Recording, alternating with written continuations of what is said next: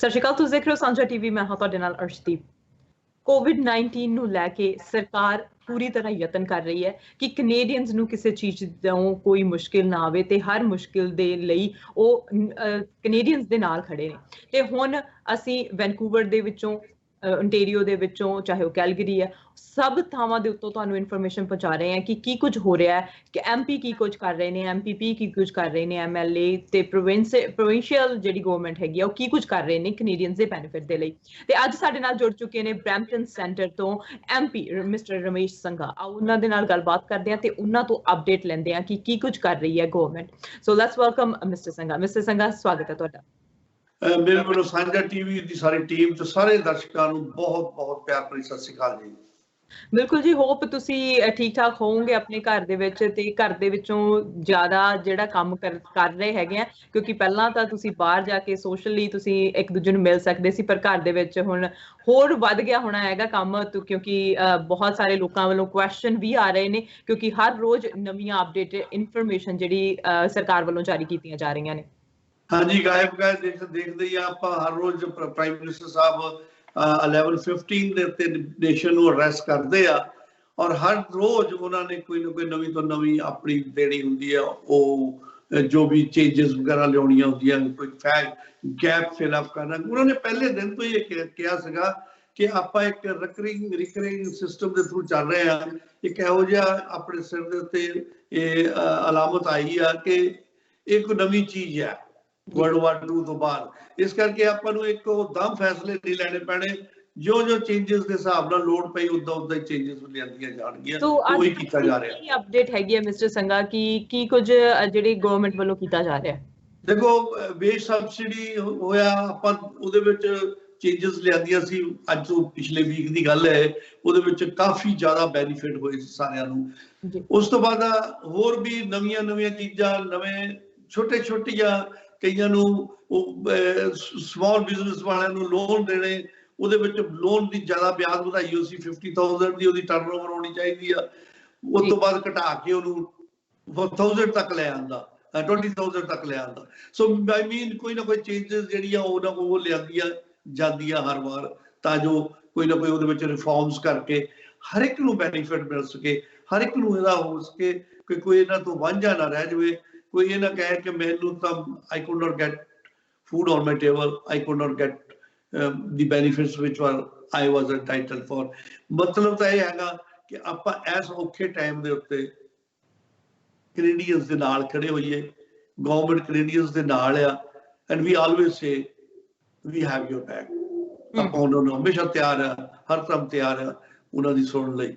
ਇਸੇ ਕਰਕੇ ਗਾਇਬ ਮੈਂ ਤਾਂ ਜਦੋਂ ਵੀ ਆਵਾਂ ਨਾ ਟੀਵੀ ਦੇ ਉੱਤੇ, ਆਮ ਤੌਰ ਤੇ ਮੈਂ ਆਪਣੇ ਕਨਸਟੀਚੁਐਂਟਸ ਨੂੰ ਬਰੈਂਪਟਨ ਦੇ ਵਿੱਚ ਇੱਥੇ ਇਹੀ ਕਹੀਦਾ ਕਿ ਤੁਸੀਂ ਜਦੋਂ ਵੀ ਤੁਹਾਨੂੰ ਕੋਈ ਪ੍ਰੋਬਲਮ ਆਵੇ, ਤੁਸੀਂ ਫੀਲ ਕਰੋ ਤੁਹਾਨੂੰ ਕੋਈ ਉਹ ਚੀਜ਼ ਜਿਹੜੀ ਕਿ ਤੁਹਾਨੂੰ ਤੁਸੀਂ ਸੋਚਦੇ ਆ ਇਹ ਬੈਨੀਫਿਟ ਮੈਨੂੰ ਵੀ ਮਿਲਣਾ ਚਾਹੀਦਾ ਸੀ, ਜਾਂ ਇਹ ਮਿਲਿਆ ਘੱਟ ਮਿਲਿਆ, ਜਾਂ ਉਹ ਤੁਸੀਂ ਕਿਸੇ ਹੋਰ ਨੂੰ ਮਿਲਣਾ ਚਾਹੀਦਾ ਸੀ, ਤੁਹਾਡੇ ਕੋਲ ਉਹਦੇ ਬਾਰੇ ਇਸ਼ੂ ਪੁਆਇੰਟ ਹੈਗਾ ਆ, ਕੋਈ ਨਾ ਕੋਈ ਤੁਹਾਡੇ ਕੋਲ ਪੁਆਇੰਟ ਹੈਗਾ ਗੱਲ ਕਰਨ ਦਾ, ਤੁਸੀਂ ਜ਼ਰੂਰ ਦੱਸੋ ਸਾਨੂੰ, ਤਾਂ ਜੋ ਅਸੀਂ ਉਹਨੂੰ ਚੱਕ ਸਕੀਏ ਅੱਗੇ। ਫੇਰ ਹੀ ਉੱਤੇ ਰਿਫਾਰਮ ਹੋਣਗੇ। ਕੋਈ ਮੁੱਦਾ ਛੋਟਾ ਵੱਡਾ ਨਹੀਂ ਹੈ, ਹਰ ਮੁੱਦੇ ਦੇ ਉੱਤੇ ਕੋਈ ਨਾ ਕੋਈ ਛੋਟਾ ਮੋਟਾ ਵਿਚਾਰ ਕਰਕੇ ਆਪਾਂ ਉਹਨੂੰ ਅੱਗੇ ਕਰ ਸਕਦੇ ਹਾਂ। ਅੱਛਾ, ਬਰੈਂਪਟਨ ਸੈਂਟਰ ਦੇ ਜੋ ਵਾਸੀ ਨੇ, ਉਹਨਾਂ ਵੱਲੋਂ ਤੁਹਾਨੂੰ ਜ਼ਿਆਦਾ ਕਿਹੜੀ ਚੀਜ਼ ਤੋਂ ਉਹਨਾਂ ਨੂੰ ਪਰੇਸ਼ਾਨੀ ਆ ਰਹੀ ਹੈ? ਕਿਹੜੀ ਚੀਜ਼ ਦੇ ਲਈ ਤੁਹਾਨੂੰ ਜ਼ਿਆਦਾ ਐਫਰਟ ਕਰਨੇ ਪੈ ਰਹੇ ਨੇ? ਵੈਸੇ ਤਾਂ ਆਮ ਇੱਥੇ ਸਾਡੇ ਨਾਰਮਲ ਜਿਹੜੀ ਸੀ ਉਹ ਵੇਜ ਵਾਲੀ ਦੀ ਗੱਲ ਤੇ ਉੱਤੇ ਬਹੁਤ ਫਰਕ ਪਿਆ ਸੀਗਾ। ਕੋਈ ਸੋਚਦਾ ਸੀ ਕਿ ਮੈਨੂੰ ਸ਼ਾਇਦ ਨਹੀਂ ਮਿਲੂਗਾ, ਇਹ $2,000 ਐਜ਼ ਅ ਲੰਪ ਸਮ ਦੇਣਾ ਸ਼ੁਰੂ ਕਰ ਦਿੱਤਾ, ਔਰ ਇਹਦੇ ਵਿੱਚ ਮੈਂ ਤਾਂ ਫਾਲ ਹੀ ਨਹੀਂ ਕਰਦਾ।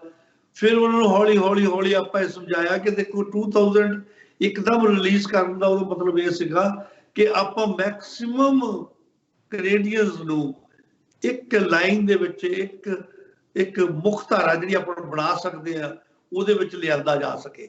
ਤੇ ਉਸ ਤੋਂ ਬਾਅਦ ਫਿਰ ਛੋਟੇ ਰਿਫਾਰਮਸ ਕਰਕੇ ਫਿਰ ਆਪਾਂ ਚੇਂਜਸ ਲਿਆਂਦੀਆਂ, ਇਹ ਦੱਸਣਾ ਪਿਆ। ਉਸ ਤੋਂ ਇਲਾਵਾ ਮੇਰੀ ਰਾਈਟਿੰਗ ਦੇ ਵਿੱਚ ਬਹੁਤਾ ਜਿਹੜਾ ਆਮ ਤੌਰ ਤੇ ਹੈਗਾ, ਜਿੱਦਾਂ ਕੈਨੇਡੀਅਨਸ ਲਿਵਿੰਗ ਅਬਰੋਡ, ਉਹਨਾਂ ਦੀਆਂ ਪ੍ਰੋਬਲਮਾਂ ਮੈਨੂੰ ਬਹੁਤ ਕਈਆਂ ਕੰਟਰੀਆਂ ਦੇ ਤੋਂ ਬਹੁਤ ਘੱਟ, ਇਟਲੀ ਤੋਂ ਲੈ ਲਓ, ਹੋਰ ਵੀ ਕਈ ਆ ਛੋਟੇ ਮੋਟੇ ਜਿੰਨੇ ਵੀ ਸਾਊਥ ਅਫਰੀਕਨ ਕੰਟਰੀਜ਼ ਆ ਉਹਨਾਂ ਦੇ ਵਿੱਚ ਬਹੁਤ ਸੀਗੇ। ਉਹ ਸਾਰਿਆਂ ਨੂੰ ਅਸੀਂ ਹੌਲੀ ਹੌਲੀ ਹੌਲੀ ਹੌਲੀ ਆਪਣੇ ਪੁਆਇੰਟ ਚੱਕੇ ਤੇ ਉਹਨਾਂ ਨੂੰ ਲੈ ਆਂਦਾ। ਕਾਫੀ ਆ ਗਏ, ਕਾਫੀ ਆਉਣੇ ਹਾਲੇ ਹੈਗੇ ਰਹਿੰਦੇ ਆ। ਇਸੇ ਤਰ੍ਹਾਂ ਇੰਡੀਆ ਦਾ ਵੀ ਬੜਾ ਤਕੜਾ ਇਹਦੇ ਵਿੱਚ ਹੈਗਾ ਸਾਡੇ ਕੋਲ ਜੀ, ਆਮ ਲੋਕਾਂ ਦੀ ਆਵਾਜ਼ ਕਿ ਸਾਨੂੰ ਲਿਆਉਣ ਵਾਸਤੇ ਇੰਤਜ਼ਾਮ ਛੇਤੀ ਛੇਤੀ ਵੱਧ ਤੋਂ ਵੱਧ ਕੀਤੇ ਜਾਣ ਪਾਕਿਸਤਾਨ ਤੋਂ। ਇਸੇ ਤਰ੍ਹਾਂ ਹੀ ਸਾਰੇ ਕੰਟਰੀਆਂ ਤੋਂ ਆਏ। ਮਿਸਿਸ ਸੰਘਾ, ਸਾਰੇ ਕਿਤੋਂ ਜਿਹੜੇ ਹੈਗੇ ਕੈਨੇਡੀਅਨਸ ਆਉਣ ਨੂੰ ਕਹਿ ਰਹੇ ਨੇ ਕਿ ਅਸੀਂ ਆਪਣੇ ਘਰਾਂ ਦੇ ਵਿੱਚ ਮੁੜਨਾ ਹੈਗਾ ਆ। ਸੋ ਬਹੁਤ ਸਾਰੇ ਜ਼ਿਆਦਾ ਕੈਨੇਡੀਅਨਸ ਹੈਗੇ ਨੇ ਜਿਹੜੇ ਇੰਡੀਆ ਦੇ ਵਿੱਚ ਫਸੇ ਹੋਏ ਨੇ। ਸੋ ਇੰਡੀਆ ਵਾਲਿਆਂ ਦੀ ਜਿਹੜੀ ਸਿਚੁਏਸ਼ਨ ਹੈਗੀ ਆ ਉਹਦੇ ਬਾਰੇ ਅਪਡੇਟ ਦੱਸੋ, ਬਿਕੋਜ਼ ਹੋਰ ਜਿਹੜੀਆਂ ਸਿੱਧੀਆਂ ਫਲਾਈਟਾਂ ਆਉਣੀਆਂ ਸੀਗੀਆਂ ਤੇ ਉਹ ਆ ਰਹੀਆਂ ਹੈਗੀਆਂ ਨੇ। ਸੋ ਕਦੋਂ ਜਿਹੜੀਆਂ ਫਲਾਈਟਾਂ ਦੀ ਗਿਣਤੀ ਵਧਾਈ ਗਈ ਹੈ, ਨਹੀਂ ਵਧਾਈ ਗਈ, ਸੋ ਇਹਦੇ ਬਾਰੇ ਥੋੜੀ ਜਿਹੀ ਅਪਡੇਟ ਦਿਓ। ਬਹੁਤ ਸੋਹਣਾ ਕੁਐਸਚਨ ਜੀ, ਵੈਰੀ ਗੁੱਡ। ਅਪਡੇਟਸ ਆਏ ਆ, ਨਵੇਂ ਅਪਡੇਟਸ ਜਿਹੜੇ ਮੈਂ ਤੁਹਾਡੇ ਨਾਲ ਸਾਂਝੇ ਕਰਦਾ। ਦੇਖੋ ਆਪਾਂ ਇਹਨਾਂ ਨੂੰ ਫੇਸ ਵਾਈਜ਼ ਰੱਖਿਆ, first phase, second phase and third phase. First phase ਦੇ ਵਿੱਚ ਫਲਾਈਟਸ ਜਿਹੜੀਆਂ ਸੀਗੀਆਂ ਉਹ ਉੱਥੋਂ ਅੰਮ੍ਰਿਤਸਰ ਤੋਂ ਚੱਲੀਆਂ, ਦਿੱਲੀ ਤੋਂ ਚੱਲੀਆਂ ਜਾਂ ਬੰਬੇ ਤੋਂ ਚੱਲੀਆਂ, ਇਲਾਹਾਬਾਦ ਤੋਂ ਲੈ ਕੇ ਬੰਬੇ, ਇਹ ਸਾਰੀਆਂ ਸਾਊਥ ਤੋਂ ਵੀ ਆਈਆਂ। ਇਹ ਸਾਰੀਆਂ ਜਿਹੜੀਆਂ 9 ਫਲਾਈਟਾਂ ਸੀਗੀਆਂ ਇਹਨਾਂ ਦੇ ਵਿੱਚ more than 2000 Canadians they had been repatriated back to Canada, ਉਹ ਆ ਚੁੱਕੇ ਆ ਜੀ। ਨਵਾਂ ਸੈਕੰਡ ਫੇਜ਼ ਜਿਹੜਾ ਉਹਦੇ ਵਿੱਚ 7 ਫਲਾਈਟਾਂ ਹੋਰ ਨਵੀਆਂ ਸ਼ੁਰੂ ਹੋ ਚੁੱਕੀਆਂ ਜਿਹਨਾਂ ਦੀ ਬੁਕਿੰਗ ਆਲਰੇਡੀ ਸਟਾਰਟਡ ਆ ਔਰ ਬਹੁਤ ਸੋਹਣੀ ਚੱਲ ਰਹੀ ਹੁਣ ਬੁਕਿੰਗ। ਇਹ ਪਹਿਲੇ ਸਟਾਰਟ ਜ਼ਰੂਰ ਹੋਈ ਸੀ ਪਿਛਲਾ ਡੇਢ ਵੀਕ, ਹੁਣ ਬੁਕਿੰਗ ਜਿਹੜੀ ਆ ਬਹੁਤ ਸੋਹਣੀ ਚੱਲ ਰਹੀ। ਹੁਣ ਲੋਕਾਂ ਨੇ ਆਪਣਾ ਮਨ ਬਣਾ ਕੇ ਕਰ ਰਹੇ ਆ ਬੁਕਿੰਗ, ਇਸ ਕਰਕੇ ਉਹ ਸੋਹਣੀ ਬੁਕਿੰਗ ਹੋ ਰਹੀ ਆ। ਉਹਦੇ ਹਿਸਾਬ ਨਾਲ ਕੀ ਹੋ ਰਿਹਾ ਕਿ 2 ਅੰਮ੍ਰਿਤਸਰ ਤੋਂ ਚੱਲਣਗੀਆਂ ਜੀ, 1 ਇਲਾਹਾਬਾਦ ਤੋਂ ਚੱਲੂਗੀ, ਅਹਿਮਦਾਬਾਦ ਤੋਂ, ਨਾਟ ਇਲਾਹਾਬਾਦ, ਅਹਿਮਦਾਬਾਦ ਤੋਂ, 1 ਬੈਂਗਲੌਰ ਤੋਂ, 1 ਮੁੰਬਈ ਤੋਂ ਤੇ 2 ਨਿਊ ਦਿੱਲੀ ਤੋਂ। ਇਹ ਸਾਰੀਆਂ 7 ਫਲਾਈਟਾਂ ਜਿਹੜੀਆਂ, ਇਹ 7 ਦੀਆਂ 7 ਫਲਾਈਟਾਂ ਅਗਲੇ ਵੀਕ ਦੇ ਵਿੱਚ ਜਾਂ 1.5 ਵੀਕ ਦੇ ਵਿੱਚ ਸਾਰੀਆਂ ਫਲਾਈਟਾਂ ਆ ਜਾਣੀਆਂ। ਉਸ ਤੋਂ ਬਾਅਦ ਫਿਰ ਥਰਡ ਫੇਜ਼ ਸ਼ੁਰੂ ਕੀਤਾ ਜਾਊਗਾ। ਇਹ ਜਿਹੜੀਆਂ ਫਲਾਈਟਾਂ ਆ ਜੀ, ਇਹ ਕਤਰ 에ਅਰਲਾਈਨ ਲਿਆ ਰਹੀ ਆ ਹੁਣ ਜੀ। ਕਤਰ 에ਅਰਲਾਈਨ ਦੇ ਨਾਲ ਕੰਟਰੈਕਟ ਆ, ਸਿੱਧਾ ਗਵਰਨਮੈਂਟ ਆਫ ਕੈਨੇਡਾ ਦਾ ਉਹਦੇ ਨਾਲ ਲਿੰਕ ਹੋਇਆ ਤੇ ਯੂਕੇ ਦੇ ਨਾਲ ਸੀ, ਹੁਣ ਕਤਰ ਦੇ ਨਾਲ ਹੋ ਕੇ ਗਵਰਨਮੈਂਟ ਆਫ ਇੰਡੀਆ ਤੇ ਗਵਰਨਮੈਂਟ ਆਫ ਕੈਨੇਡਾ ਤੇ ਕਤਰ ਗਵਰਨਮੈਂਟ ਦੇ ਨਾਲ ਹੋ ਕੇ ਕਤਰ 에ਅਰਲਾਈਨ ਨੇ ਆਪਣਾ ਸ਼ੁਰੂ ਕੀਤਾ। ਸੋ ਮਿਸਿਸ ਸੰਘਾ, ਇਹ ਜਿਹੜੀਆਂ ਫਲਾਈਟਸ ਨੇ ਇਹ ਵੈਨਕੂਵਰ 에ਅਰਪੋਰਟ ਦੇ ਉੱਤੇ, ਟੋਰਾਂਟੋ 에ਅਰਪੋਰਟ ਤੇ ਆਉਣਗੀਆਂ? ਕੀ ਇਹਨਾਂ ਦੇ ਸਟਾਪ ਕਿਹੜੇ ਹੋਣਗੇ? ਜਿਹੜੀਆਂ 7 ਫਲਾਈਟਾਂ ਹੈ ਨਾ ਜਿਹੜੀਆਂ ਆਹ ਜੀ, ਇਹ ਤੇ ਹਾਲੇ ਸਕੇਜੂਲ ਜਿਹੜੀਆਂ ਹੋਈਆਂ ਮੌਂਟਰੀਅਲ ਲਈ ਹੋਈਆਂ ਜੀ। ਇਹ ਜਿਹੜੀ ਜਿੱਦਾਂ ਸਕੇਜੂਲ ਬਣਿਆ ਸੀ, ਕਿਉਂਕਿ ਉਹਨਾਂ ਦਾ ਪਹਿਲਾਂ ਹੀ 에ਅਰਕ੍ਰਾਫਟ ਜਿਹੜਾ ਆਉਂਦਾ ਹੈ ਨਾ ਜੋ ਉਹਨਾਂ ਦਾ ਰੂਟ ਇਹ ਆਲਰੇਡੀ ਹੈਗਾ ਆ। ਥਰਡ ਫੇਜ਼ ਦੇ ਵਿੱਚ ਜ਼ਰੂਰ ਫਲਾਈਟਾਂ ਜਿਹੜੀਆਂ 8 ਫਲਾਈਟਾਂ ਹੋਰ ਆ ਜਿਹੜੀਆਂ ਸਬਜੈਕਟ ਟੂ ਡਿਮਾਂਡ ਕਿ ਕਿੰਨੀ ਕੁ ਲੋਕ ਹੈਗੇ ਆ, ਕਿੰਨੇ ਕੁ ਚਾਹੁੰਦੇ ਆ, ਆਉਣਾ ਚਾਹੁੰਦੇ ਆ, ਉਹਨਾਂ ਦੀਆਂ ਪ੍ਰਾਇੋਰਟੀਆਂ ਕੋਈ ਚੇਂਜ ਤਾਂ ਨਹੀਂ ਹੋ ਗਈਆਂ, ਉਹ ਆ ਰਹੇ ਆ, ਉਹਨਾਂ ਦੀ ਡਿਮਾਂਡ ਹੈਗੀ ਆ। ਉਹ 8 ਫਲਾਈਟਾਂ ਜਿਹੜੀਆਂ ਉਹ ਜ਼ਰੂਰ ਟੋਰਾਂਟੋ ਤੇ ਵੈਨਕੂਵਰ ਆਉਣਗੀਆਂ। ਕਿਉਂਕਿ ਜਿਵੇਂ ਹੁਣ ਇਹ ਸੀਗਾ ਕਿ ਛੇਤੀ ਤੋਂ ਛੇਤੀ ਜਿਹੜੇ ਕੈਨੇਡੀਅਨ ਉਹ ਵਾਪਸ ਆਉਣਾ ਚਾਹੁੰਦੇ ਨੇ। ਪਹਿਲਾਂ ਕਹਿ ਰਹੇ ਸੀ ਕਿ ਸਿਟੀਜ਼ਨ ਨੇ ਜਿਹੜੇ ਉਹੀ ਪਹਿਲਾਂ ਆ ਰਹੇ ਨੇ, ਤੇ ਹੁਣ ਉੱਥੇ ਜਿਹੜੇ ਫਸੇ ਲੋਕ ਨੇ ਉਹਨਾਂ ਦੇ ਇਹ ਸਵਾਲ ਹੈ ਕਿ PR ਜਿਹੜੇ ਨੇ ਉਹ ਵੀ ਆ ਸਕਦੇ ਨੇ, ਉਹ ਕਦੋਂ ਆਪਣੀਆਂ ਜਿਹੜੀਆਂ ਬੁਕਿੰਗ ਕਰ ਸਕਦੇ ਨੇ? ਮੈਂ ਵੈਸੇ ਕਲੀਅਰ ਕਰਨਾ ਚਾਹੁੰਦਾ ਅਰਸ਼ਦੀਪ ਜੀ ਇਹਦੇ ਵਿੱਚ ਕਿ ਜਿਹੜੇ ਨਾ ਸਿਟੀਜ਼ਨ ਇਹਨਾਂ ਨੂੰ ਪ੍ਰਾਇੋਰਟੀ ਪਹਿਲੇ ਦਿੱਤੀ ਜਾ ਰਹੀ ਆ ਜੀ, ਪਰ ਇਹਦਾ ਮਤਲਬ ਇਹ ਨਹੀਂ ਕਿ PR ਵਾਲੇ ਨਹੀਂ ਆਣਗੇ।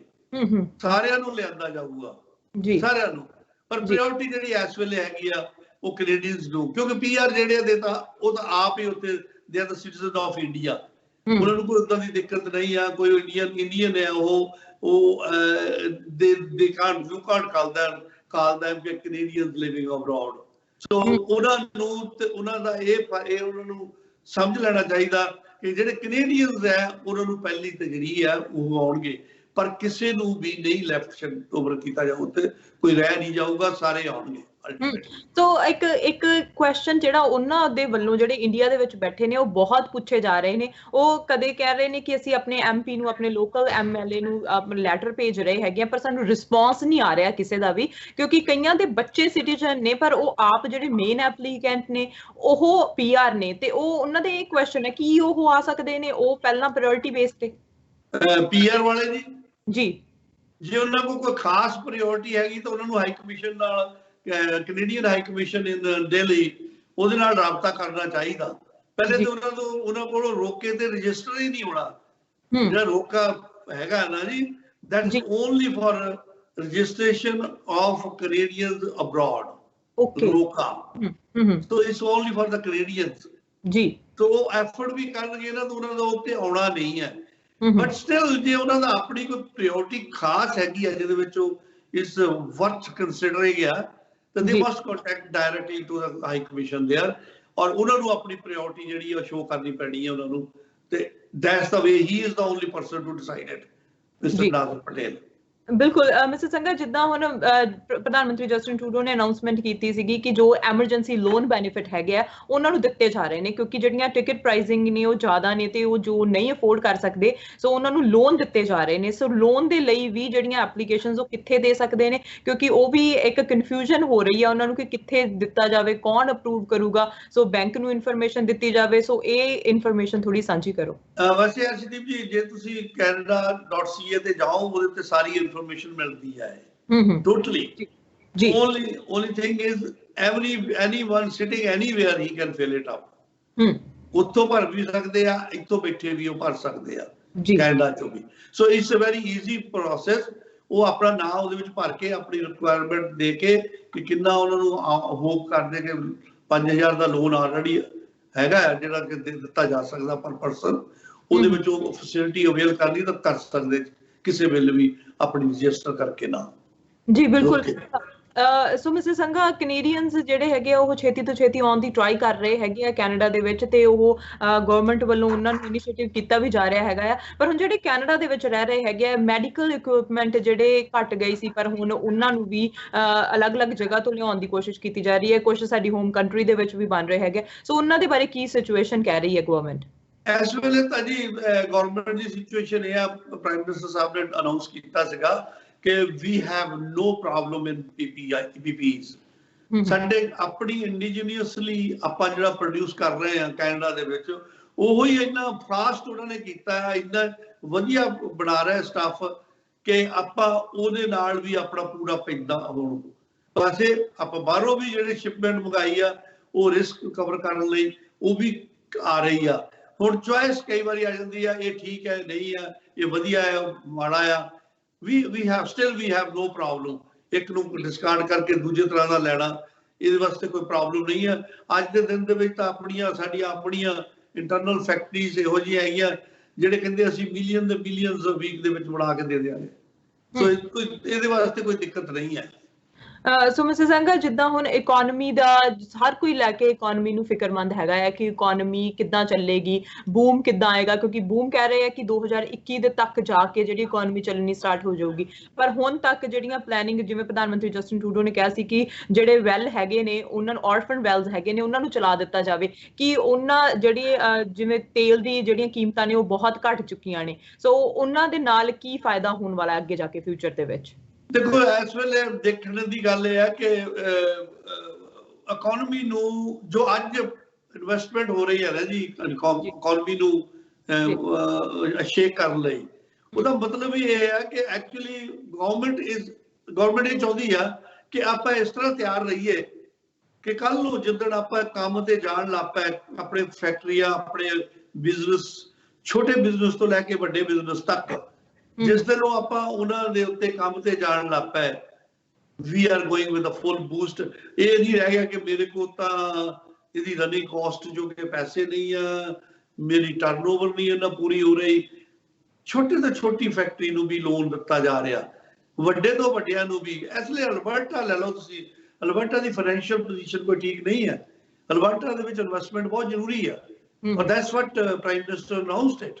BC ਨੂੰ ਲੋੜ ਹੈ, ਸਸਕੈਚੁਅਨ, BC, ਅਲਬਰਟਾ, ਤਿੰਨਾਂ ਵਾਸਤੇ ਅਨਾਉਂਸਮੈਂਟ ਜਿਹੜੀ ਹੈ, it's really very good thing. ਇੱਕ ਤਰ੍ਹਾਂ ਦਾ ਉਹ ਹਾਲਤ ਜਦੋਂ ਜਿਨ੍ਹਾਂ ਦੇ ਵਿੱਚ ਮਾੜੇ ਹਾਲਤਾਂ ਵਿੱਚ ਦੀ ਹਰ ਕੋਈ ਸਟੇਟ ਲੰਘ ਰਹੀ ਆ, ਉਸ ਵੇਲੇ ਇੱਕ ਤਰ੍ਹਾਂ ਇੱਕ ਸਹਾਰਾ ਆ ਬਹੁਤ ਵੱਡਾ। ਜੌਬਸ ਦੀ ਕਿੱਦਾਂ ਹੈ, ਕਿਉਂਕਿ ਜੌਬਸ ਜਿਹੜੀਆਂ ਨੇ ਬਹੁਤ ਸਾਰੇ ਲੋਕਾਂ ਦੀਆਂ ਛੁੱਟ ਗਈਆਂ ਨੇ ਤੇ ਉਹ ਵਾਪਸ ਜਾਣਾ ਚਾਹੁੰਦੇ ਨੇ ਛੇਤੀ ਤੋਂ ਛੇਤੀ ਕਿ ਸਾਨੂੰ ਸਾਡੀ ਜੌਬਸ ਦੇ ਉੱਤੇ ਵਾਪਸ ਜਾਇਆ ਜਾਵੇ, ਕਿਉਂਕਿ ਕੋਈ ਪਤਾ ਨਹੀਂ ਕਿ ਕੋਵਿਡ ਦੀ ਸਿਚੁਏਸ਼ਨ ਕਦੋਂ ਤੱਕ ਚੱਲੇਗੀ।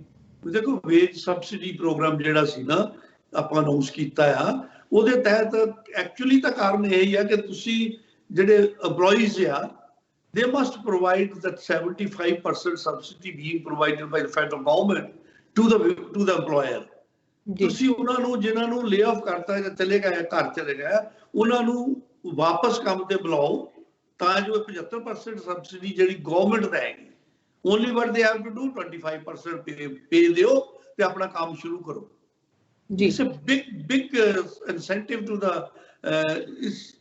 to the industrialists, to the SMEs, small businesses, ਸਾਰਿਆਂ ਨੂੰ ਇਹਦਾ ਇਹ ਫਾਇਦਾ ਹੁੰਦਾ ਕਿ ਆਪਣੇ ਕੋਲ ਜਿਸ ਦਿਨ ਆਪਾਂ ਕੰਮ ਤੇ ਜਾ ਕੇ ਆਪਣੇ we open our locks and start working there, we will be having no problem financially. We will be sound enough, not fully sound, but enough sound to start our jobs. Government the assistant ਪਿੱਛੇ ਆ ਤੁਹਾਡੇ, where you have got the backing, ਤੇ ਤੁਹਾਨੂੰ ਉਹਦੇ ਨਾਲ ਕੀ ਆ ਕਿ ਆਪਣਾ ਕਰ ਰਹੇ ਗਵਰਨਮੈਂਟ ਦਾ ਮਤਲਬ ਹੀ ਇਹ ਆ ਜੀ ਅਰਸ਼ਦੀਪ ਜੀ, ਦੇਖਿਆ ਜਾਵੇ ਕਿ ਆਪਾਂ ਚਾਹੁੰਦੇ ਆ ਕਿ ਇੱਕ ਦਿਨ ਜਿਸ ਦਿਨ ਆਪਾਂ ਇਹ ਤੋਂ ਬਾਹਰ ਇੱਕ ਦਿਨ ਆਣਾ ਹੀ ਆ, ਬਹੁਤ ਜਲਦੀ ਆਏਗਾ ਜੀ, that's optimistic on that issue, ਤੇ ਉਹ ਉਸ ਦਿਨ ਆਪਾਂ ਨਾ ਬੜੇ ਚਾਰਮਿੰਗ ਫੇਸ ਨਾਲ ਜਾ ਕੇ ਆਪਣੇ ਆਪਣੇ ਲੌਕ ਖੋਲ ਕੇ ਸਾਰਿਆਂ ਨੂੰ ਕਹਿ ਕੇ ਫੋਨ ਕਰਕੇ ਆ ਜਾਓ ਵੀ ਆਪਣੇ ਜੌਬਾਂ ਤੇ ਵਾਪਸ। ਕਿਉਂ?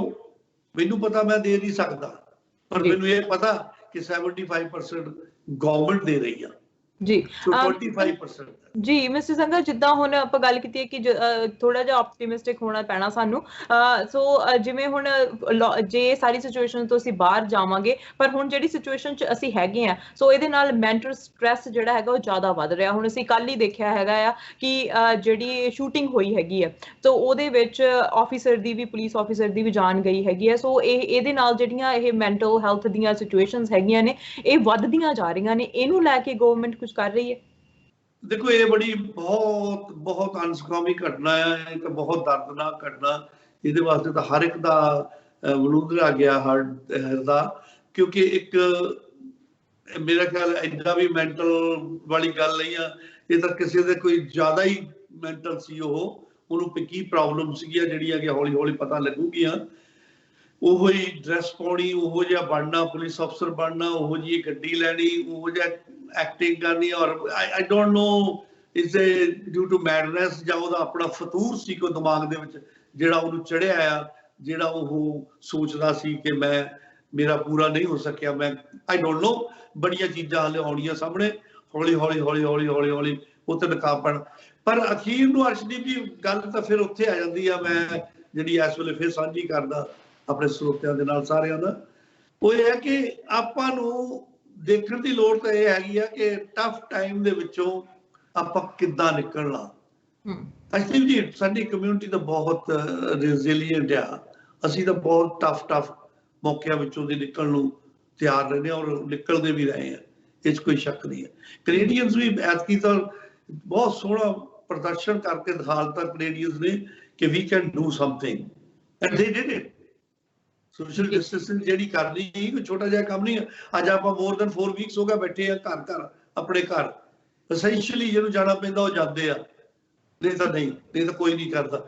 ਇਸ ਕਰਕੇ ਆਪਾਂ ਆਪਣੇ ਆਪ ਨੂੰ ਇੱਕ ਲਿਮਿਟ ਦੇ ਵਿੱਚ ਰੱਖ ਕੇ ਕਰਮ ਨੂੰ ਇੱਥੇ ਜਾਣ ਤੋਂ ਇੱਥੇ ਰੱਖ ਲਿਆ, ਫਲੈਟਨ ਕਰ ਲਿਆ ਜੀ। ਇਹਦੇ ਵਾਸਤੇ ਸਾਰਿਆਂ ਨੂੰ ਮੁਬਾਰਕਬਾਦ ਹੈ, ਸਾਰਿਆਂ ਨੂੰ, ਐਵਰੀਵਨ, ਮੀਡੀਆ ਨੂੰ ਵੀ, ਸਾਰਿਆਂ ਨੂੰ, ਐਵਰੀਵਨ, ਕਿਉਂਕਿ ਆਪਾਂ ਕੀਤਾ ਕੁਛ। ਜੇ ਆਪਾਂ ਕਰ ਲਿਆ ਆ, ਇਹਦੇ ਨਾਲ ਹੁਣ ਜੇ ਕੋਈ ਥੋੜੇ ਬਹੁਤੇ ਉਦਾਂ ਦੇ ਜਿਹੜੇ ਹੈਗੇ, ਜਿਨ੍ਹਾਂ ਦੇ ਦਿਮਾਗ ਇਸ ਵੇਲੇ ਇਦਾਂ ਦੇ ਹੋਏ ਆ, ਉਹਨਾਂ ਨੂੰ ਵੀ ਆਪਾਂ ਹੌਲੀ ਹੌਲੀ ਇਹ ਜਿਹੀਆਂ ਗੱਲਾਂ ਦੇ ਨਾਲ ਕੁਛ ਸੁਧਾਰ ਕਰਕੇ ਵਧੀਆ ਤਰੀਕੇ ਨਾਲ ਬਿਜ਼ੀ ਹੋ ਜਾਓ, ਆਪਣੇ ਆਪ ਨੂੰ ਘਰਾਂ 'ਚ ਬਿਜ਼ੀ ਰੱਖੋ, ਬੱਚਿਆਂ 'ਚ ਰਹੋ, ਸਾਰਾ ਇਦਾਂ ਦੇ ਕੰਮ ਜਿਹੜੇ ਆ ਉਹ ਵਧੀਆ ਹੋ ਜਾਂਦੇ। ਜੀ ਬਿਲਕੁਲ, ਤੇ ਐਸੈਂਸ਼ੀਅਲ ਵਰਕਰਸ ਜਿਨ੍ਹਾਂ ਨੂੰ ਸਲੂਟ ਹੈਗਾ ਆ ਕਿ ਉਹ ਸਾਡੇ ਲਈ ਕੰਮ ਕਰ ਰਹੇ ਨੇ, ਹਜੇ ਵੀ ਅਸੀਂ ਘਰਾਂ ਦੇ ਵਿੱਚ ਹੈਗੇ ਆ ਪਰ ਉਹ ਬਾਹਰ ਜਾ ਕੇ ਸਾਡੇ ਲਈ ਕੰਮ ਕਰ ਰਹੇ ਹੈਗੇ ਨੇ, ਚਾਹੇ ਉਹ ਹਸਪੀਟਲ ਦੇ ਵਿੱਚ, ਚਾਹੇ ਉਹ ਫਰੰਟ ਲਾਈਨ ਦੇ ਉੱਤੇ ਪੁਲਿਸ ਡਿਪਾਰਟਮੈਂਟ ਹੈਗਾ ਆ, ਚਾਹੇ ਸਾਡੇ ਟਰੱਕਰਸ ਹੈਗੇ ਨੇ। ਸੋ ਸਾਰੇ ਜਿਹੜੇ ਕੰਮ ਕਰ ਰਹੇ ਹੈਗੇ ਨੇ ਸਾਡੇ ਲਈ ਕੰਮ ਕਰ ਰਹੇ ਨੇ। ਸੋ ਉਹਨਾਂ ਦੇ ਲਈ ਕੀ ਅਪਡੇਟ ਹੈਗੀ ਹੈ, ਕੁਝ ਨਵਾਂ ਕੁਝ ਆ ਰਿਹਾ ਉਹਨਾਂ ਦੇ ਲਈ? ਦੇਖੋ ਅਰਸ਼ਦੀਪ ਜੀ, ਬਹੁਤ ਸੋਹਣਾ ਕੁਐਸਚਨ ਆ ਇਹ। ਉਹ ਟੀਮ ਆ, ਇਹ ਉਹ फ्रंट लाइन वर्कर्स वो बंदे आ, वो लेडीज जेंटलमैन सारे जिन्ने भी जा रहे आ, ये वो साडी टीम आ ਜਿਹੜੀ ਸਾਡੇ ਵਾਸਤੇ ਸਾਰੇ ਕੈਨੇਡੀਅਨਸ ਵਾਸਤੇ ਕਰ ਰਹੇ ਆਪਣੀ ਜਾਨ ਨੂੰ ਜੋਖੇ 'ਚ ਪਾ ਕੇ ਉਹ ਕਰ ਰਹੇ ਆ। ਦੇਖੋ ਸੀਨੀਅਰਸ ਦੇ ਵਾਸਤੇ ਕਿੰਨਾ ਕੁਛ ਇਹ ਕਰ ਰਿਹਾ, ਔਰ ਜਿੰਨਾ ਮੈਕਸਿਮਮ ਆਪਣੀਆਂ ਜਾਨਾਂ ਤੇ ਖੇਲ ਕੇ ਕਰਦੇ ਆ ਉਹਨਾਂ ਜ਼ੋਰ ਲਾ ਰਹੇ ਆ। ਔਰ ਇਹ ਸ਼ਾਰਟੇਜ ਇਹਨਾਂ ਦੀ ਹੋਈ, ਇਹਨਾਂ ਦੇ ਵਾਸਤੇ ਅਨਾਉਂਸਮੈਂਟ ਕੀਤੀ ਗਈ, ਇਹਨਾਂ ਦੇ ਵਾਸਤੇ ਵੀ ਹੋਰ ਵੀ ਵਲੰਟੀਅਰ ਆਓ ਜਿੰਨੀ ਆ ਸਕਦੇ ਆ। ਕੁਬੈਕ 'ਚ ਦੇਖੋ ਕਿੰਨਾ ਮਾੜਾ ਹਾਲ ਹੋਇਆ, ਔਰ ਉੱਥੇ ਮਿਲਟਰੀ ਵੀ ਭੇਜਣੀ ਪਈ ਜੇ ਉਹਨਾਂ ਦੀ ਡਿਮਾਂਡ ਹੋਈ ਤਾਂ। ਤੇ ਇਹਦੇ ਨਾਲ ਨਾਲ ਆਪਣੇ ਪ੍ਰਾਈਮ ਮਿਨਿਸਟਰ ਸਾਹਿਬ ਨੇ ਇਹਨਾਂ ਨੂੰ ਇਨਸੈਂਟਿਵ ਵੀ ਦਿੱਤੇ ਆ, ਅਨਾਉਂਸ ਕੀਤੇ ਆ, ਕਿਉਂਕਿ ਇਹ ਸਾਡੇ ਲਈ ਕੰਮ ਕਰ ਰਿਹਾ, ਇਹ ਸਾਡੇ ਵਾਸਤੇ ਆਪਣਾ ਖਤਰਾ ਮੁੱਲ ਲੈ ਰਿਹਾ, ਔਰ ਡੇ ਨਾਈਟ ਆਪਣੇ ਪਰਿਵਾਰਾਂ ਨੂੰ ਛੱਡ ਕੇ ਜਾ ਕੇ ਲੋਕਾਂ ਦੀ ਸੇਵਾ ਕਰਨੀ, ਉਹਨਾਂ ਨੂੰ ਦਵਾਈਆਂ ਦਾਰੂ ਰਿਸਕ ਦੇ ਵਿੱਚ ਰਹਿ ਕੇ ਕਰਨਾ ਕੋਈ ਛੋਟੀ ਜਿਹੀ ਗੱਲ ਨਹੀਂ, ਬਹੁਤ ਵੱਡਾ ਕੰਮ। It is a war like thing ਜੀ ਕਰ ਰਿਹਾ, ਬਹੁਤ ਸੋਹਣਾ ਕਰ ਰਿਹਾ, ਬਹੁਤ ਵਧੀਆ, ਇਹਨਾਂ ਨੂੰ ਸਲੂਟ ਕਰਦੇ ਆ ਜੀ। ਬਿਲਕੁਲ। ਤੇ ਚਾਈਲਡ ਬੈਨੀਫਿਟਸ ਦੀ ਗੱਲ ਕਰ ਲਈਏ ਕਿ ਬੱਚਿਆਂ ਦੇ ਲਈ, ਕਿਉਂਕਿ ਬੱਚੇ ਐਜੂਕੇਸ਼ਨ ਹੁਣ ਘਰਾਂ ਦੇ ਵਿੱਚ ਲੈ ਰਹੇ ਹੈਗੇ ਨੇ, ਤੇ ਆਨਲਾਈਨ ਜਿਹੜਾ ਐਜੂਕੇਸ਼ਨ ਹੋ ਗਈ ਹੈਗੀ ਹੈ, ਸਾਰੇ ਕਿਤੇ ਮੋਸਟਲੀ ਹੋ ਗਈ ਹੈਗੀ ਹੈ, ਤੇ ਜੇ ਕਈ ਪ੍ਰੋਵਿੰਸਸ ਵਾਲੇ ਆਪਣੇ ਵੱਲੋਂ ਜਿਹੜੇ ਇਕਵਿਪਮੈਂਟ ਹੈਗੇ ਆ ਉਹ ਵੀ ਪ੍ਰੋਵਾਈਡ ਕਰ ਰਹੇ ਹੈਗੇ ਨੇ। ਚਾਈਲਡ ਬੈਨੀਫਿਟ ਦੇ ਲਈ ਅਨਾਉਂਸਮੈਂਟਸ ਹੋਈਆਂ ਸੀ, ਉਹਦੇ ਲਈ ਕੋਈ ਅਪਡੇਟ ਹੈਗੀ ਹੈ? ਦੇਖੋ ਇੱਥੇ ਹੁਣ ਤੁਹਾਡੇ ਤਾਂ BC ਦਾ ਪਤਾ ਨਹੀਂ ਜੀ, ਸਾਡੇ ਅੰਟੋਰੀਓ ਵਿੱਚ ਤੇ ਗਵਰਨਮੈਂਟ ਸਾਡੇ ਨਾਲ ਫੈਡਰਲ ਗਵਰਨਮੈਂਟ ਇੰਨਾ ਤਾਲਮੇਲ ਹੋ ਕੇ ਚੱਲ ਰਿਹਾ, ਉੱਥੇ ਵੀ ਸੁਣਦੇ ਆ ਬਹੁਤ ਸੋਹਣਾ ਇੰਤਜ਼ਾਮ ਹੋ ਰਿਹਾ ਹੈ, ਬਹੁਤ ਵਧੀਆ ਤਰੀਕੇ ਨਾਲ ਚੱਲ ਰਿਹਾ। ਪਰ ਇੱਥੇ ਤਾਂ ਬਹੁਤ ਸੋਹਣਾ ਜੀ, ਚਾਈਲਡ ਬੈਨੀਫਿਟ ਜਿੰਨਾ ਵਧਾਏ ਸੀ ਉਹਦੇ ਨਾਲ ਲੋਕਾਂ ਨੂੰ ਫਾਇਦਾ ਹੋਇਆ। ਫਿਰ ਬੱਚਿਆਂ ਦਾ ਇੱਕ ਸਭ ਤੋਂ ਵੱਡਾ ਜਿਹੜਾ ਅੱਜ ਫੈਸਲਾ ਇਹ ਹੈ ਜੀ, ਬੱਚੇ ਘਰ ਬੈਠੇ ਸੀ ਪਹਿਲਾਂ ਤੋਂ ਹੀ, ਇਹ ਤੋਂ ਪਹਿਲਾਂ ਵੀ ਜਿੱਦਣ ਆਪਣਾ ਸ਼ੁਰੂ ਹੋਇਆ ਨਾ ਇਹ ਲਾਕਡਾਊਨ ਜੀ, ਛੁੱਟੀ ਸੀ ਉਹਨਾਂ ਨੂੰ, ਬਿਲਕੁਲ ਤੋਂ ਪਹਿਲਾਂ ਵੀ ਉਹ ਸੀਗੇ ਕਿ ਸਟ੍ਰਾਈਕ ਚੱਲ ਰਹੀ ਸੀ ਟੀਚਰਸ ਦੀ ਇਹਨਾਂ ਦੇ ਨਾਲ, ਸਟੇਟ ਗਵਰਨਮੈਂਟ ਦੇ ਨਾਲ। ਅੱਜ ਉਹ ਹੱਲ ਹੋ ਗਈ ਆ, ਖਤਮ ਹੋ ਗਿਆ। ਹੁਣ ਜਦੋਂ ਵੀ ਕਿਤੇ ਹਾਲਤ ਠੀਕ ਹੋਣਗੇ, ਬੱਚੇ ਆਪਣੇ ਸਕੂਲਾਂ ਨੂੰ ਚੰਗੀ ਤਰ੍ਹਾਂ ਜਾ ਸਕਦੇ ਆ, ਹਰ ਕੋਈ ਆਪਣੇ ਆਪਣੇ ਕੰਮਾਂ 'ਚ ਪੈ ਜਾਊਗਾ, ਹਰ ਕੋਈ ਵਧੀਆ ਕੰਮ ਕਰ ਲਊਗਾ। ਸੋ ਇਹ ਸੋਹਣਾ ਆ, ਇਹਦੇ ਨਾਲ ਇੱਕ ਬਹੁਤ ਵਧੀਆ ਮਾਹੌਲ ਜਿਹਾ ਬਣਦਾ ਜੀ। ਬਹੁਤ ਸੋਹਣੀ ਗੱਲ ਆ ਕਿ ਹਰ ਕੋਈ ਆਪਣੇ ਆਪਣੇ ਯੋਗਦਾਨ ਸੋਹਣਾ ਪਾ ਰਿਹਾ।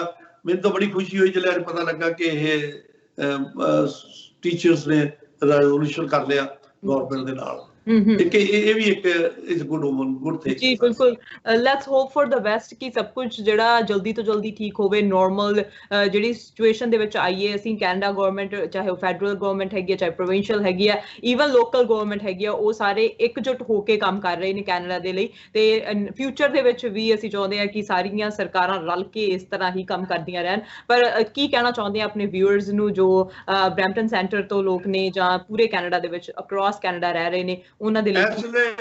ਅਸ਼ਦੀਪ ਜੀ, ਤੁਹਾਡਾ ਪ੍ਰੋਗਰਾਮ ਤਾਂ ਕੱਲੇ ਕੈਨੇਡਾ ਜਾਂ ਬਰੈਂਪਟਨ 'ਚ ਨਹੀਂ, ਤੁਹਾਡਾ ਦੁਨੀਆ 'ਚ ਵੀ ਸੁਣਿਆ ਜਾ ਰਿਹਾ, ਇਸ ਲਈ ਸਾਰੇ ਦੇਖਦੇ ਆ ਕਿੱਦਾਂ ਦੇ ਪ੍ਰੋਗਰਾਮ ਹੋ ਗਏ ਆ।